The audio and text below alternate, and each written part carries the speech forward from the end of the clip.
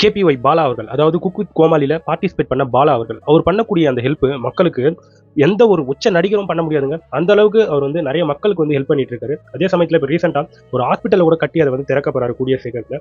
அப்பேற்பட்ட நல்ல உள்ளம் கொண்ட பாலா அவர்கள் வந்து ஒரு படத்துல வந்து நடிச்சிருக்காரு. அந்த படம் வந்து காந்தி கண்ணாடி அப்படிங்கிற படம்.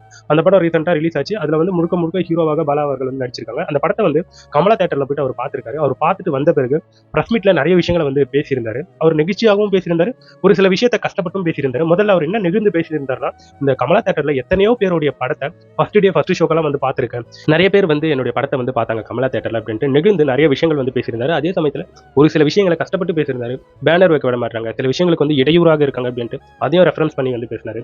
ஒரு நல்ல மனுஷனுடைய படம் கண்டிப்பா நல்லா தான் ஓடும். அவர் வந்து இந்த காலத்துக்கு கர்ணன் அப்படின்ட்டு அவரை வந்து கண்டிப்பா கூப்பிடலாம். அந்த அளவுக்கு அவர் வந்து நிறைய பேருக்கு வந்து ஹெல்ப் பண்ணிட்டே போயிருக்காரு. ஸோ அவருடைய படத்துக்கு பார்க்கறதுக்கு ராகவா லாரன்ஸ் மாஸ்டர் வந்திருந்தாரு. ஸோ இதை தாண்டி நிறைய பேர் வந்திருந்தாங்க. ஸோ அந்த பிரஸ் மீட்ல ராகவா லாரன்ஸ் அவரை பற்றி கூட பாலா அவர்கள் வந்து பேசியிருந்தாரு. எனவே நண்பர்களே, வாழ்க்கையில் அவர் இன்னும் மென்மேலும் மேல, அதாவது டாப் ஸ்டார் இடத்துக்கு வந்து போவாரு.